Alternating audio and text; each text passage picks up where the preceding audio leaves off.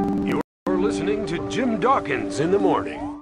Homeland is a drama about the demons in our post-9/11 world. I'm an American. The story of an American POW turned terrorist. We need eyes and ears on Brody from the minute he steps off that plane. And the unstable CIA agent obsessed with learning his secrets and stopping him. I missed something once before. I can't let that happen again. It was 10 years ago. Everyone missed something that day. Everyone's not me. Its premise might seem unlikely for successful television. At first, even the stars weren't aligned with the idea of a drama about the war on terror.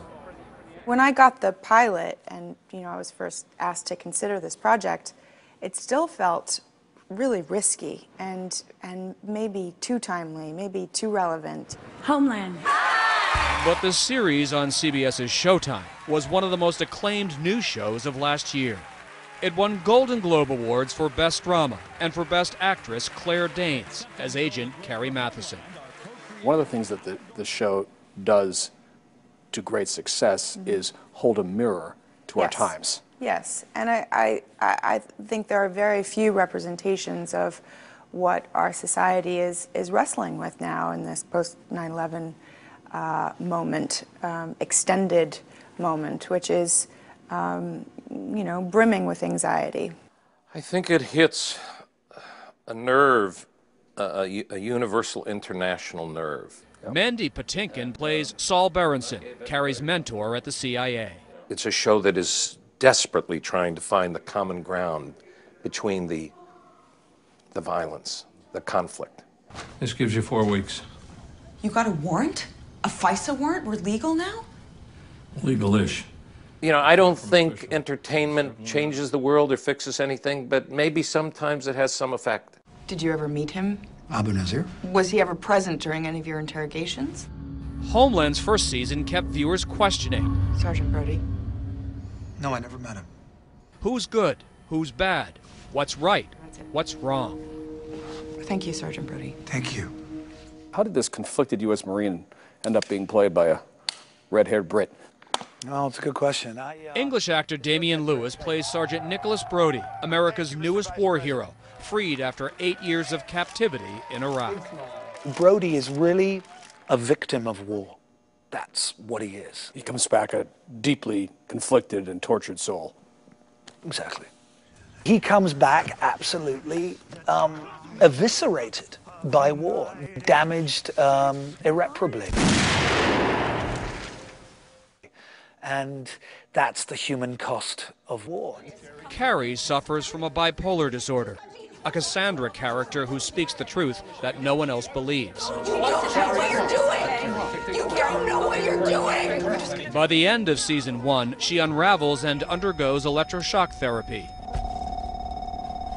while Brody, at the last minute, aborts his suicide bomb plot. Got a call for you from your daughter. This thing just came right out of the gates. It was, within episode 2 or 3, people were talking about it. But Lewis never imagined who was talking about the show. Last spring, he was invited to a state dinner at the White House for the British Prime Minister. President Obama told him he was a fan of Homeland. I said to him and David Cameron halfway through dinner, I said, when do you guys get to watch TV? Because aren't you supposed to be running the free world? And the president said, Saturday afternoons, Michelle takes the girls, they go play tennis, and I switch on Homeland. Somebody told me that you love this character. I do. She's badass and brilliant, infinitely more than I could ever be myself. You said you had information about an attack by Abu Nazir. I have information. Prove it. She has a kind of superhero quality. Inside a soundstage in Charlotte, North Carolina, the cast and crew are shooting the second season, which begins next Sunday. And then we're playing all the Brody office building stuff back at the safe house. Nearly 2,500 miles away in Los Angeles, the writers and producers are trying to stay an episode ahead. So does the show have a message?